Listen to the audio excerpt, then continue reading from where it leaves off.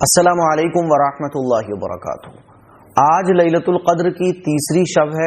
میں نے سوچا کہ یاد دلا دوں اور آپ لوگوں کو بتا دوں کہ لیلۃ القدر کو اللہ تعالیٰ نے 5 راتوں میں چھپا کے رکھا ہوا ہے۔ نبی کریم صلی اللہ علیہ وسلم نے ارشاد فرمایا کہ شب قدر کو رمضان کے اخیر عشرے کی طاق راتوں میں تلاش کیا کرو۔ آج تیسری شب ہے، ہمیں اور آپ کو عبادت کرنا ہے۔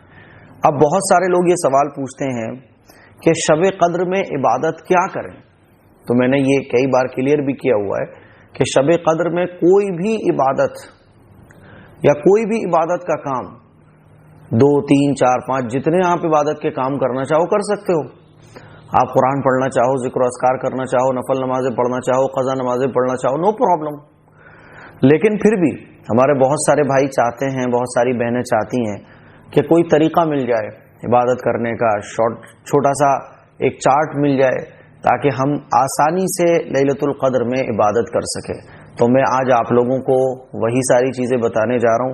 انشاءاللہ اس پر اگر ہم سب لوگ عمل کر لیں تو آپ ایسے سمجھ لیں کہ یہ نسخہ ہے شب قدر کو حاصل کرنے کا۔ تو آپ کو جو ہے نا 5-6 کام کرنا ہے۔ نمبر 1، عشاء کی نماز اور فجر کی نماز جماعت کے ساتھ پڑھنی ہے، کیونکہ حدیث سے پتہ چلتا ہے کہ جس نے عشاء کی نماز اور فجر کی نماز جماعت کے ساتھ پڑھی تو اسے پوری رات عبادت کرنے کا ثواب ملتا ہے۔ تو پوری رات عبادت کرنے کا ثواب تو ہمیں مل گیا ہے نا۔ اچھا، یہ خاص طور پر ان لوگوں کے لیے ہے یہ چارٹ جو پوری رات عبادت جاگ کر نہیں کر سکتے، صبح کام دھندا کرتے ہیں، رات کو نیند جلدی آ جاتی ہے۔ ہاں، چھوٹا سا ٹائم 1 گھنٹہ 2 گھنٹہ رات میں جاگ کر عبادت ہم کرنے کو تیار ہیں۔ تو یہ آپ اس طرح سے عبادت کیجئے جیسے میں بتا رہا ہوں، انشاءاللہ آپ شب قدر کو پا لینے والوں میں شمار ہو جائے گا، آپ ان میں شامل ہو جاؤ گے۔ تو نمبر 1، عشاء اور فجر کی نماز جماعت کے ساتھ پڑھیں۔ ایسا نہ ہو کہ آپ کی فجر کی نماز چھوٹ جائے یا عشاء کی نماز چھوٹ جائے، کیونکہ فرض عبادت تو پھر بھائی فرض ہے، فرض عبادت کے ساتھ ہی یہ نفل عبادتیں قابل قبول ہے۔ کسی کی اگر فرض عبادت ہی پوری نہ ہو تو پھر یہ نفل عبادتیں اس کی کوئی معنی نہیں رکھتی ہیں۔ تو عشاء اور فجر کی نماز جماعت کے ساتھ ادا کریں۔ دوسرا کام آپ کو کیا کرنا ہے، آپ نماز آپ نے پڑھ لی عشاء اور فجر کی نماز، اب رات کو آپ جب شب قدر میں عبادت کرنے کے لیے اٹھ رہے ہیں تو آپ اپنی قضا نمازیں پڑھ سکتے ہیں، قضا عمری پڑھ سکتے ہیں، ٹھیک ہے۔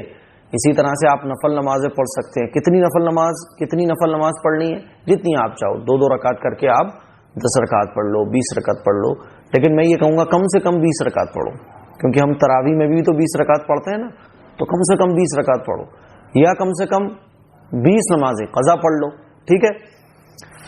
اس کے بعد اگر تہجد کا وقت ہے تو تہجد کی نیت سے تقریباً 8 رکعت پڑھو۔ آپ نبی علیہ الصلوۃ والسلام تہجد میں اکثر 8 رکعت پڑھا کرتے تھے، اور زیادہ سے زیادہ 12، تو آپ 2 رکعت کر کے 8 رکعت یا 12 رکعت پڑھ لو تہجد کی نیت سے۔ اس کے بعد آپ قرآن مجید کی کچھ تلاوت کر لو، 1 پارہ 2 پارہ 2.5 پارہ، جتنا ممکن ہو کچھ حصہ قرآن مجید کی تلاوت کے لیے رکھو، ٹھیک ہے۔ تو 1 گھنٹہ قرآن مجید آدھا پون گھنٹہ 1 گھنٹہ یا 2 گھنٹے قرآن مجید کی تلاوت کے لیے، 1 پارہ 2 پارہ 2.5 پارہ، جتنا آپ کو سہولت ہو۔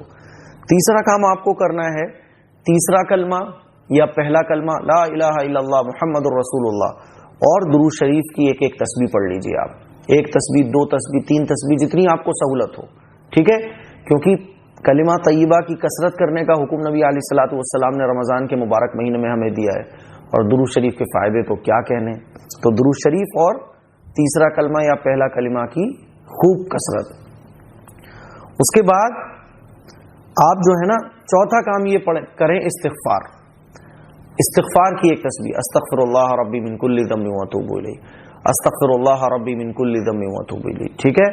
پھر 5واں کام، جب بالکل آپ اپنی عبادت کو کمپلیٹ کرنے والے ہیں تو تھوڑی دیر دعا بہت امپورٹنٹ چیز ہے شب قدر میں۔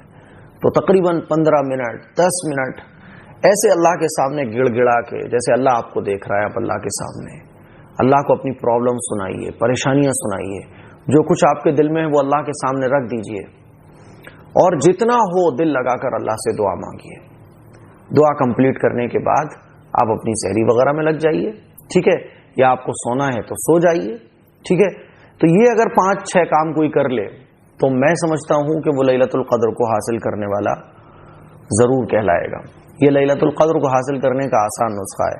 تو یہ 6 چیزیں میں نے 5 چیزیں کیا بتائیں کہ ایک تو عشاء اور فجر کی نماز آپ جماعت کے ساتھ پڑھیے، اور پھر جب بھی آپ کو عبادت کرنا ہو اس وقت میں آپ اٹھ کر سب سے پہلے چند رکعت نفل نماز پڑھیے، یا پھر آپ قضا نماز بھی پڑھ سکتے ہیں۔ تہجد کا ٹائم ہو رہا ہے تو تہجد کی نماز پڑھ لیجئے۔ دوسرا کام، قرآن مجید کے کچھ نہ کچھ پارے پڑھیے، یا پاؤ پارا پڑھ لیجئے، آدھا پارا پڑھ لیجئے، کچھ نہ کچھ قرآن مجید کا حصہ آپ پڑھیے۔ تیسرا کام، کلمہ طیبہ کی کثرت اور درود شریف کی کثرت خوب کیجئے، 1 تسبیح 2 تسبیح 3 تسبیح جتنا آپ کو سہولت ہو۔ چوتھا کام، استغفار آپ کو کرنا ہے، استغفر اللہ، ٹھیک ہے، اور استغفار کرنا ہے اپنے گناہوں کو سامنے رکھتے ہوئے۔ 5واں کام آپ کو جو کرنا ہے وہ ہے آخر میں اللہ سے دعا مانگنی ہے۔ لیلۃ القدر میں اگر آپ اتنا بھی کر لو گے نا تو انشاءاللہ ہم اور آپ جو ہے نا لیلۃ القدر کو پانے والوں میں شامل ہو جائیں گے۔ تو یہ ایک شارٹ چارٹ تھا لیلۃ القدر میں عبادت کرنے کا، ٹھیک ہے، جو امید ہے کہ آپ کو بہت اچھے طریقے سے سمجھ آ گیا ہوگا۔ اس کلپ کو شیئر کریں، دوسروں تک پہنچائیں۔ السلام علیکم ورحمۃ اللہ وبرکاتہ۔ جیسا کہ آپ لوگوں کو پتا ہے کہ A M Qasmi welfare society, جو کہ آپ لوگوں کی سوسائٹی ہے، اس کے ذریعے بہت سارے خیر کے کام الحمدللہ ہم سب لوگ مل کر کرتے ہیں۔ ایک مسجد کا کام ہے، تقریباً 3 بیگھہ یہ جگہ ہے جس کی باؤنڈری ہونی ہے، جس میں لاکھوں روپے کا خرچہ ہے۔ باؤنڈری کا کام چل رہا ہے فی الحال۔ آپ حضرات جتنا ہو سکے تعاون کر سکتے ہیں، اور رمضان کے موقع پر جو عید کے لیے ہم نے غریب اور ضرورت مند محتاج لوگوں کے لیے عید راشن کٹ بنائی ہے، جس میں کوئی بھی ہم ایسا گھر جہاں عید کے موقع پر کھانے پینے کو نہیں ہوگا وہاں ہم یہ راشن کٹ پہنچائیں گے۔ اس کا خرچہ تقریباً 1000 روپے ہے۔ مسجد کی تعمیر کے لیے اگر آپ تعاون کرنا چاہتے ہیں تو اس اکاؤنٹ نمبر پر کریں، اور اگر آپ غریبوں کے لیے، بے سہارا، مظلوم، یتیموں، ہے نا، مسکینوں کے لیے عید راشن کٹ دینا چاہتے ہیں تو آپ اس اکاؤنٹ نمبر پر 1000 روپے ایک کٹ کی قیمت رکھی گئی ہے، تعاون کر سکتے ہیں۔ السلام علیکم۔